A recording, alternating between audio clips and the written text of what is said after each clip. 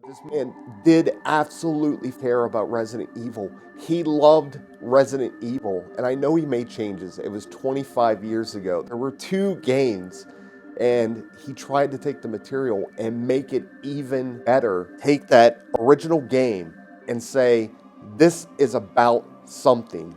It's about the things that corporations do to small towns and how they just trample on ordinary people. And this ties back to a lot of his themes from his other films. Something about a longer cut that was never made public. Can you tell us anything about that? There is good indications that there was more footage shot for the commercial than what is public. I've been in communication with someone that may still have a copy. He treated people like friends and family, and you can really feel the loss when they talk about when he passed. And sorry, No. It really made me respect him more.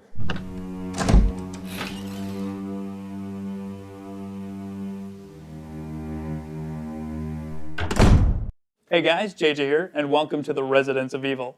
It is an honor and a privilege to be joined at this time with George A. Romero's Resident Evil documentary director, Brandon Salisbury. Brandon, nice to meet you. Nice to meet you. Thank you for taking time to join us today. For people that aren't aware of what George A. Romero's Resident Evil is, can you give us an elevator pitch to explain this project? In 1998, George Romero was hired by Constantin Film to write and direct an adaptation of Resident Evil. This followed on from a prior pitch by Alan McElroy. And when he took over, he started writing scripts, and not too long afterwards, he was removed from the project. So our documentary covers not only Romero's influence that turned into the Resident Evil games, but his history with the series, including filming the live-action commercial for Resident Evil 2, and how that led into his involvement with the film, and ultimately what happened behind the scenes that he ultimately never made that project. Very interesting. And I did get a chance to check it out. It's really good. Very interesting, and a lot of information that I don't think a lot of people are aware about what went into this project and all the behind the scenes. So Brandon, tell me about your history with the Resident Evil series. You know, what was the first Resident Evil you played? What are some of your favorite, most iconic moments? And what kind of led you to filming and directing, George A. Romero's Resident Evil? I got into the Resident Evil series back in 1998. And in December 1997, I got a PlayStation 1. And that was when the marketing campaign for Resident Evil 2 ramped up, right over the Christmas season. And I remember watching TV, and there was this commercial that came on. It had, you could hear this guy's frantic voice saying, like, I just shot this guy, and he's like, won't go down, or it's just complete chaos. And they're showing like a skinless monster, yeah. And there's a zombie, live action zombie in an alleyway.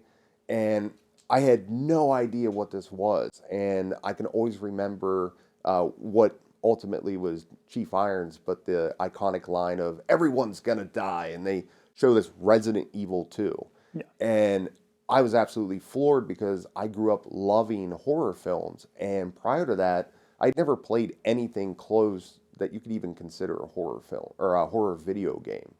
So when the game came out in January 1998, I immediately played it, loved it, and it kind of brought back memories of when I was younger and I'd watched Night of the Living Dead that was directed by George Romero, and I kind of fell in love with the zombie genre again.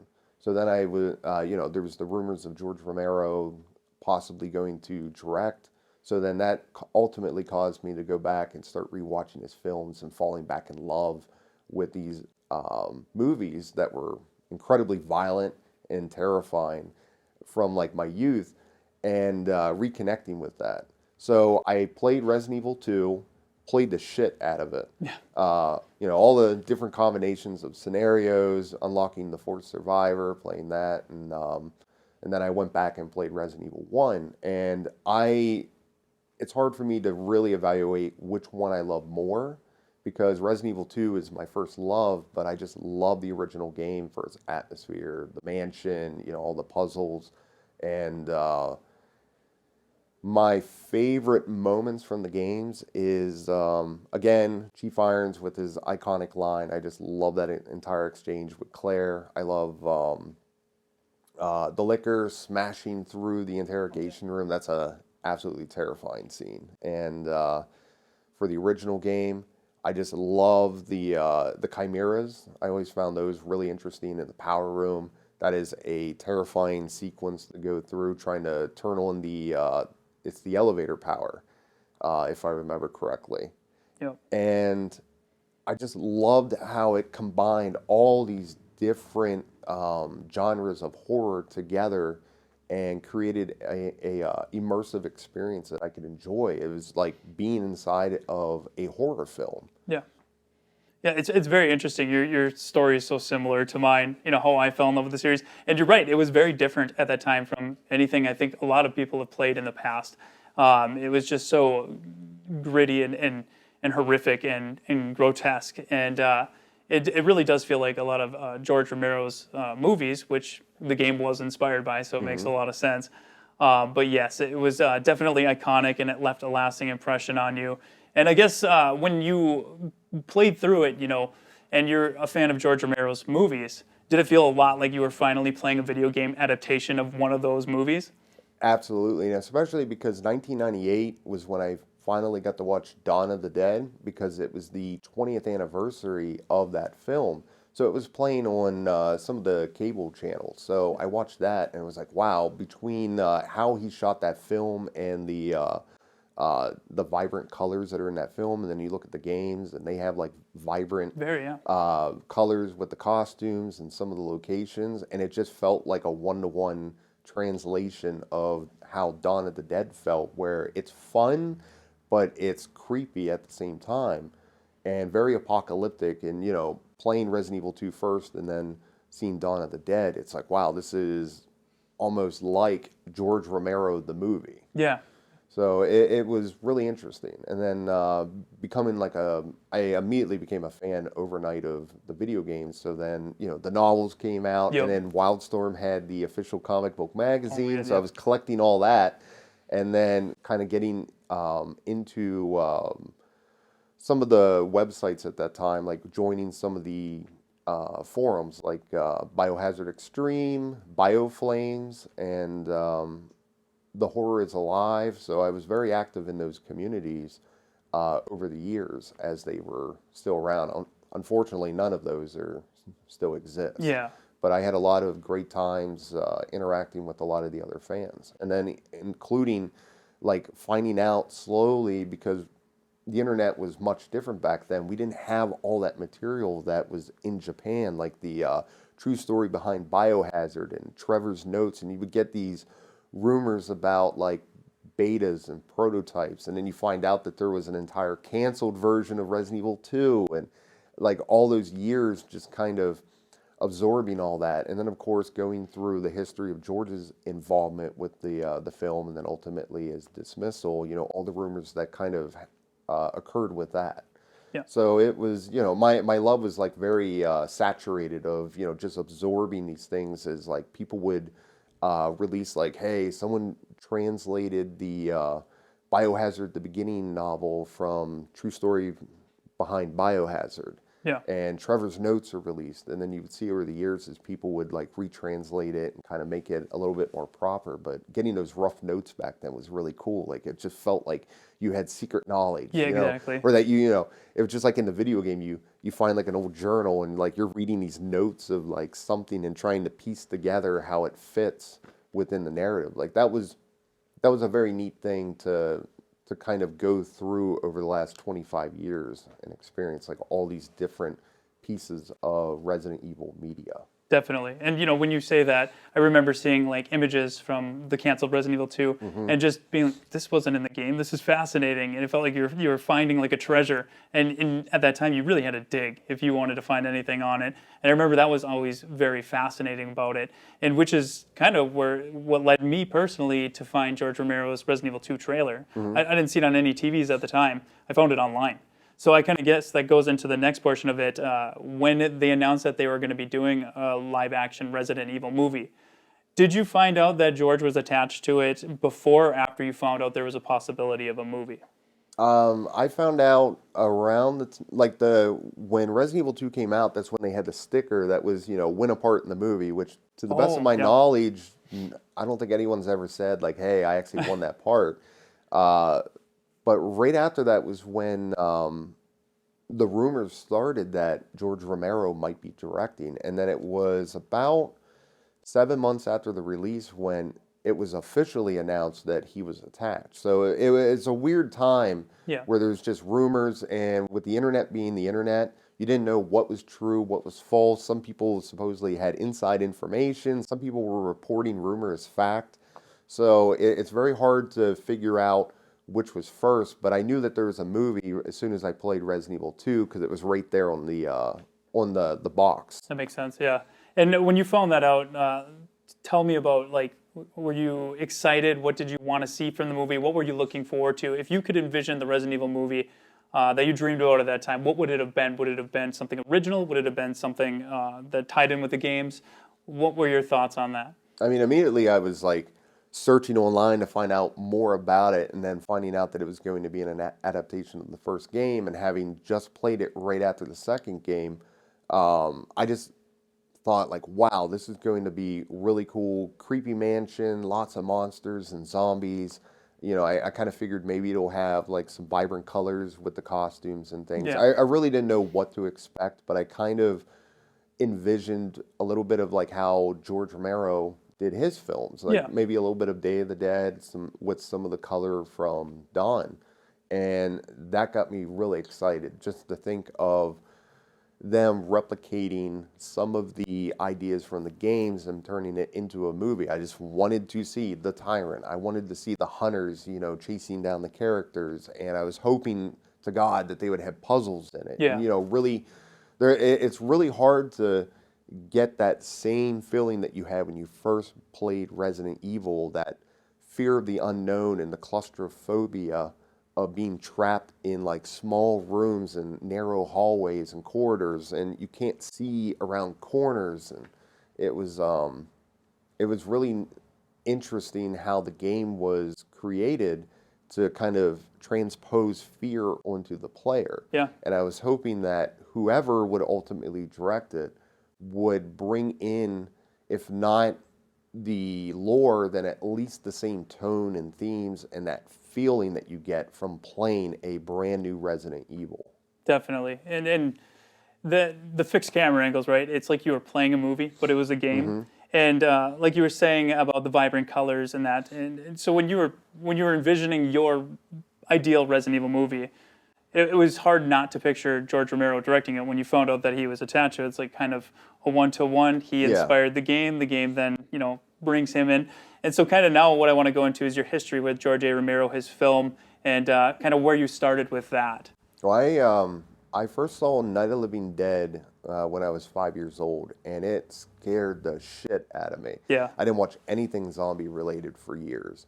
And around that time, they were playing kind of like reruns of the Creepshow movie, because I could remember Leslie Nielsen, and he's burying Ted Danson and Galen Ross like up to their necks, and they're like drowning, and they come back as zombies. And I remember that stuff vaguely, watching it in the middle of the night. And I remember a little bit of Dark Half, and really that was around the time when George wasn't making anything, back in the late 90s.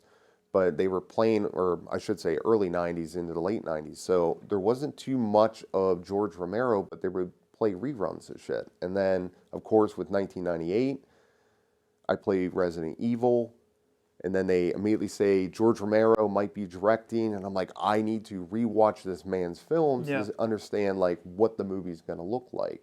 So that's when I rewatched Night, watched Dawn. I watched the remake of Night. I bought Day of the Dead on VHS, and I had like all these movies of his, and I was just absorbing his work and just loved everything about what he was doing. And then at the same time, I was getting inspired myself to want to pursue filmmaking, because I would watch his films and see that he's not working with large budgets, but he is making these really creative films. And that kind of got me on that path as well. And of course, I would be online and I would be reading articles. And especially because of Resident Evil, he might be directing that. He's like doing interviews, and I'm getting more into like his thought process, and like that opened the door into, his thoughts on censorship and his thoughts on like how to make a movie and how he runs his set. And I was just kind of absorbing all the knowledge from him, and it just made me want him to direct it even more. Yeah, that makes a lot of sense. And they, like you said, it goes hand in hand, the games with his movies. It just seems to fit. And I like how you touched on the lower budget sort of inspired you to be a director. And we were talking about this the other day, but movies like Night of the Living Dead or Evil Dead, those low budget movies there, they do a lot with a little. It breeds that creativity. You have to work with what you have, and you find, like I said, a lot of talent that you didn't know you have to make it. So I think George Romero's movies really did inspire a whole generation of filmmakers, which is why you're here today. So I guess now, taking both of those, what made you decide to do this documentary? Like, what was it that kicked it off and said, there's so much information here that you may know, may not know, and I'm going to do it. I'm going to be the guy to put this together. And obviously you had a team, but when was that decision made, and what was the reason why you decided to make this documentary? Well, really what had happened, just as a little bit of additional backstory, is I really wanted to make movies. But then I went into the military for 12 years. That was kind of my career path. And then when I got out, I really didn't know if at that point in my life, if I could even get into film. I had tried a couple times before, like in high school, and then like when I was out of the military, and nothing ever seemed to work out. And one of the things I had learned was no one would be as passionate about your project as you, and unfortunately it's not easy to find people that are dedicated, because that, you say, hey, I want to make a movie, and then people might say, hey, I'd love to help you, and then when you call them up, they don't answer, or they're busy. Oh, I'm out of town this weekend. So unfortunately, I couldn't find anyone to help me make anything. And, I started getting into this idea of like, well, I'm probably just too old. I'm now in my 30s. And, a lot of these directors started when they were young. And I just got into being a YouTube channel. I had that for a couple of years, and I just kind of resigned to doing movie reviews. But I was never satisfied. But I had done a video on George Romero's Resident Evil script, and I was never satisfied with it. So I wanted to redo it, and then like re-upload it to the channel. And so I did more research, and then I contacted Robbie McGregor, who I'd known from The Horror is Alive, and I had helped him a little bit with McElroy's script, finding some additional information that had kind of been lost for years, because I knew that PSM, the PlayStation Magazine, had written an article that kind of reviewed the script, and it was sort of lost. So it took me a while to track down, go through some backdoors of websites through Wayback Machine, and eventually I found it. And then, he credited me for the work, and, I was really appreciative of that. So I contacted him and just said, hey, I want to make this video. I'm thinking about maybe trying to make it into like a longer documentary on YouTube where we would cover more of the information. I feel like there has to be more information out there. So we decided to join forces, and I was like, maybe we can talk a little bit about George Romero's life. Maybe we can sort of talk a little bit about the commercial, and touch a little bit on the movie. So we started researching, and we would just keep finding more and more. And then we were finding stuff from like Germany, where some of the producers from Constantin would have quotes and be talking about it. And we realized we had a lot of information. And then that was when the pandemic hit, and it was right when they announced the George A. Romero archives, because at this time, George had passed away about 3 years prior. So they created an archive at the University of Pittsburgh that preserved all his works, and listed in there was the Resident Evil scripts. All of them. Very cool. Every draft. So And there was a McElroy script in there too. So I like borderline harassed the curator, Ben Rubin, like all the time, like, hey, when is it opening up? When's it opening up? And then, of course, the pandemic was in full swing, and it took like another 18 months. So we were still researching, but we realized if we could get in there, read the scripts, we'd have a lot more insight into George's process, and then, of course, be able to finally read the McElroy script to see if there was anything that maybe went hand in hand with the process of making the film, because it was another missing link. So we really realized at that point that this needs to be a movie. It needs to be feature length. It's not a YouTube documentary anymore. And then I had contacted Suze Romero, George's widow, and just asked for her blessings. Like, this is what I want to do. I'd really like to tell this story because I don't think a lot of people realize just how much was going on behind the scenes. And I just want to kind of show appreciation for the man that inspired me to want to pursue filmmaking. And so, she kind of gave her blessings, and then I proceeded, because she was very interested herself to see like what information there was, because by this point it was over 20 years before. So we started slowly getting pieces locked together, finding some financing, find a production person here, a producer there, and then eventually I managed to find someone who had the correct contact information to talk with Capcom about licensing. So I contacted Capcom, gave them my pitch, showed them a pitch deck on exactly what I was going to do, and then they officially gave me a limited use license agreement. So I had a license to use Resident Evil for the purposes of this documentary. And then from there, we started getting our financing, built our team, and then at the beginning of this year, we went and started filming it. Okay. Yeah. I mean, it sounds like you just started pulling a string and it just started unraveling. It was, yeah. It was really crazy, really like bizarre, like how one thing would happen and then next thing something else would click into place. And once we got Capcom's approval, and it just started connecting the dots, and then everything started snowballing from there. And then we decided to announce it last year at a convention in Pennsylvania called Creature Feature Weekend. And it was like, okay, we're just gonna do like a really tiny announcement. We'll show off like some footage. We had probably like 2 minutes of test footage. It was like a teaser trailer, and kind of talked a little bit about George's Resident Evil. And it blew up. Like, next thing I know, there's Bloody Disgusting is writing articles, and there's all these websites covering this announcement. And then I have an agent calling me saying like, hey, do you have representation? Do you have distribution yet? And then there was other distributors contacting me saying like, hey, we want to buy this.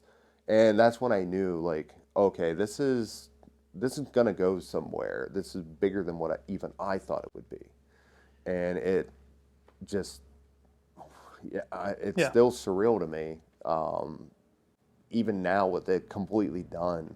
Yeah. Just how everything came together. Kind of ties back into what we were talking about earlier about those things that never came to be that are always so much more fascinating, like finding a treasure, right? That's why I think it got so much attention like it did, because everybody wants to know what is the story behind this. How long did it get?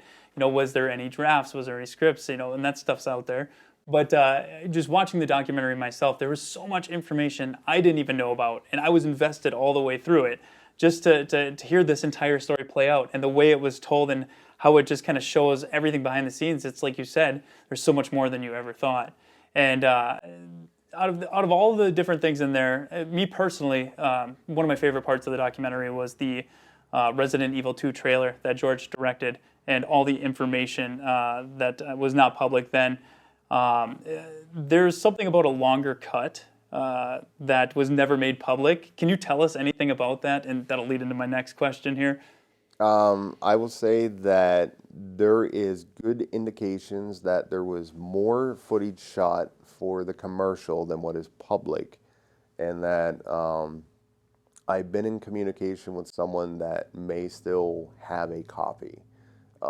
My goal is to actually get it digitally transferred and cleaned up and submitted to the George Romero archives for preservation. And then that way everyone can enjoy it. Because I don't want it to deteriorate. I don't want it to disappear into a private collector's hands. I want to make sure that somehow everyone will have access to it. And I know that the archives are working with a sort of like digital presentation where you can view certain things digitally, where you can't like download them or anything. And my goal is to hopefully get the entire world access to it so they can watch a much longer version of what George shot. I've never seen the extra footage. I don't know what's all on it, but I was told that it was upwards of 30 minutes of footage. Wow. Yeah, that's impressive. And, it's very unfortunate we never got his movie, but to find out that there's potentially 30 minutes of that trailer he shot is a short film, like that would be fascinating to see, and the fact that you're going to try and preserve it, I think, is incredible. But with all the things I learned in this documentary I never knew about, all these interesting things that I just was... So what was the most interesting thing to you about this that you maybe didn't know or that you found out during the filming process and your interviews you conducted? I think some of it was just the personal stories about George Romero, because there's a lot of anecdotes, and we got to talk to some of the people involved with making of the first game, and learning certain things. Like we talk about the origins of some of the things that fans maybe not know about, like what is the reasoning behind stars, what is the meaning behind the name Umbrella. So you're going to get those answers if you've never known about it before, and they come directly from the person that came up with them. So that was really neat to get those kind of answers, and then just to have like Charlie Kraslovsky, who played Chris Redfield in the live action portions of the game, like talking about what it was like filming back then, and then again, it was just getting to see the personal stories that people had with George and how this one man affected, all these people. Yeah. Like some of the stuff was really, really emotional to go through. Like these people loved George because he was a great person. Like you think of him as a director, but he treated everyone like family and with respect. And you learn about the things that he did for these people. He took risks and believed in the people that worked for him. He, I don't want to give all the stories away, but, he put his name out there with Stephen King to give this 21-year-old kid a chance to adapt the Stephen King story that he loved. He put his name out there, his word, to Stephen King and said, give this man a chance. He didn't have to do that, but he did. And he always took people under his wing, and he always believed in these people. He didn't, he never treated them like just they were this is a crew member, this is an assistant. That he treated people like friends and family. And you can really feel the loss when they talk about when he passed. And sorry. No. It really made me respect him more. And, I learned to appreciate him more than just the man that inspired me. And it made me want to I wanted to get on that level of, as a director, of not just making films, but, helping other people. And that was what I tried to do with this documentary, was people that went to school, but they couldn't find a chance to work. And I was like, come work with me. I want you to work. And there would be people working with me that would just keep thanking me for giving this chance to work on something like Resident Evil. So I'm hoping that, for what we did with a limited budget, and I know it's just a documentary, we worked our guts out trying to give something back and give people chances and tell this story about a man that I know that not everyone that has read the script likes it. But this man did absolutely fucking care about Resident Evil. He loved Resident Evil. And I know he made changes. It was 25 years ago. There were two games. And he tried to take the material and make it even better, make it grounded, make it about something. You know, it's really easy to go in there and just make it about shooting guns and explosions and kung fu kicks and, you know, having scantily clad women. It's very easy to do that. But for a man to sit there and take that original game and say, this is about something. I want to show the entire world that Resident Evil isn't just a fucking video game. It's about something. It's about biological warfare. It's about the military-industrial complex. It's about the things that corporations do to small towns and how they just trample on ordinary people. And this ties back to a lot of his themes from his other films about how you throw a bunch of people into apocalyptic scenarios and they're not going to work together. He didn't have a lot of faith in humanity that they would pull together. You know, throughout the script, people know what the right thing is to do, but there's always people that are going to exploit this. And he really gets into the disgusting things that Umbrella is willing to do to cover up their illegal research and what they plan to do to exploit a virus that can absolutely wipe out humanity. And I loved how he brought across that feeling of an apocalypse set inside claustrophobic concrete labs where you feel how you felt when you first played that game. And that man truly cared about this. And he was devastated when he didn't get it because he understood what the game was, even if he made changes to it, because he was just trying to make it work as a film and bring those themes out even more. Yeah. No, when the way you got emotional talking about George and this experience, I felt that watching this documentary, and the way you went into the personal details, and you know, unfortunately the movie didn't happen, and honestly I think George is a good person, and I think that's why his legacy, you know, he's loved by millions, is because, you know, of who he was, not just as a filmmaker but a person. And I really do feel like you honored that legacy and told that story beautifully in George A. Romero's Resident Evil.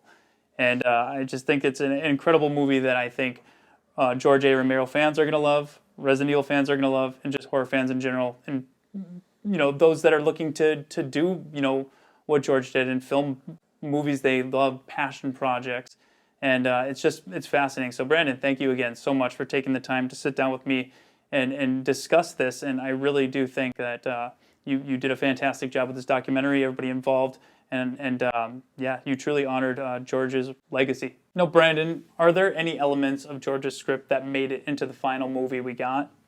I wouldn't say necessarily exclusive just to Romero's draft because there's also elements from McElroy's, but it's the overarching idea, this similar concept that I guess Constantine wanted to do, which is the idea of an underground lab, soldiers going in, and at least from Romero's script, having a character or two that are not soldiers, so that you get kind of that outsider point of view. Because you had that in George's script, and then you have that in the Anderson film with Alice, and then Spence and Matt. So there's these outside characters with a group of soldiers going underground with a lab of zombies. So that was about more or less what they had as connective tissue from George's script.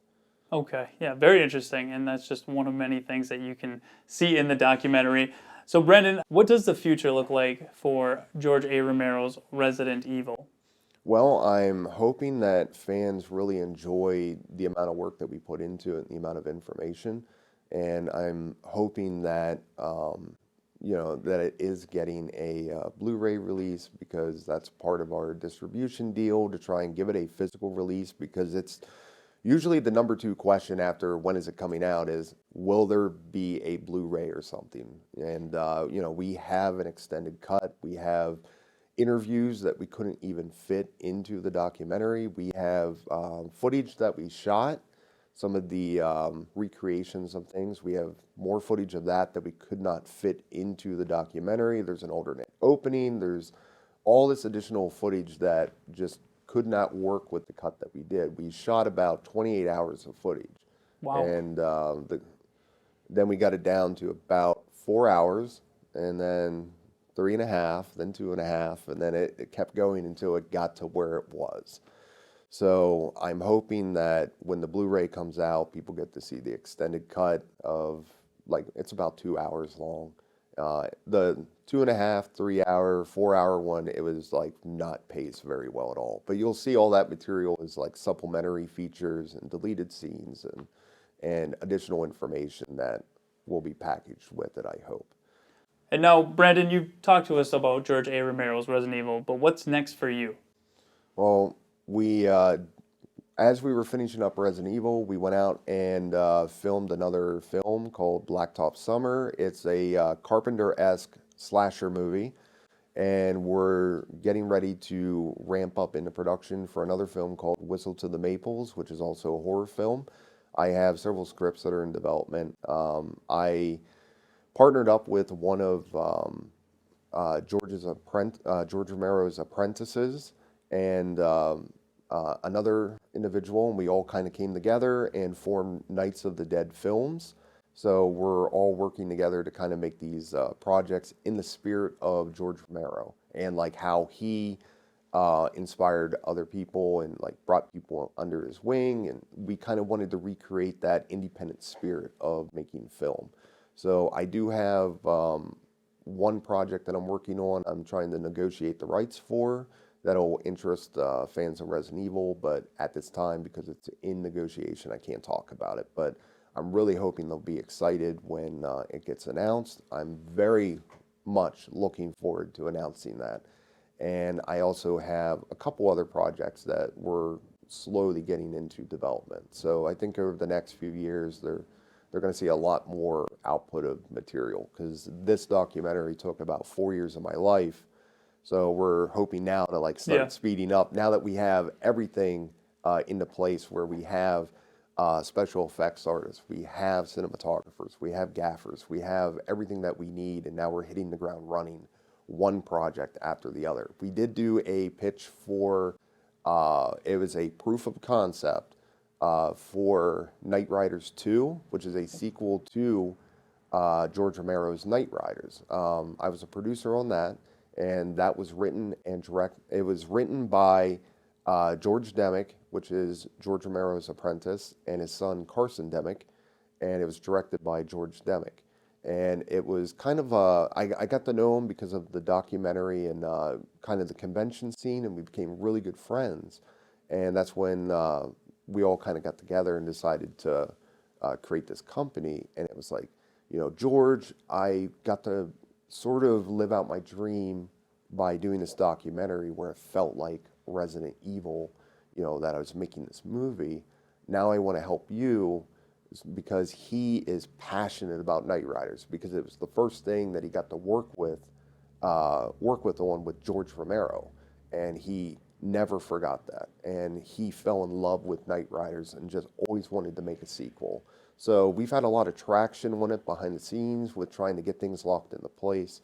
So we're really hoping that moves forward, but if not, that's the business. But we really do believe that, it's time to get another Knight Riders out and bring back a lot of the people that were involved with it. So we have that going on, and then of course my secret rights to a video game, I am working on some other stuff, and I think fans are going to be really excited about what's to come. That's very exciting. I'm looking forward to all that. You sound like you're going to be very busy. Yeah. But again, fantastic work on George A. Romero's Resident Evil. Looking forward to that. Highly recommend it. And, good luck with all your future projects. I'm sure they're going to be great. So thank you, Brandon, for taking the time to chat with us today. And, can't wait for that release. Now, Brandon, I'm sure you needed a lot of energy to make George A. Romero's Resident Evil. And what better way to maintain those energy levels than with our long-standing partner, G Fuel.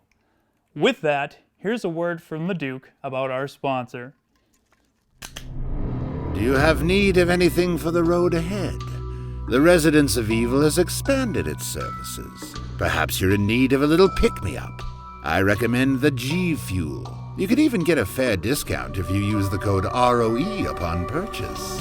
And as always, we thank you for your patronage.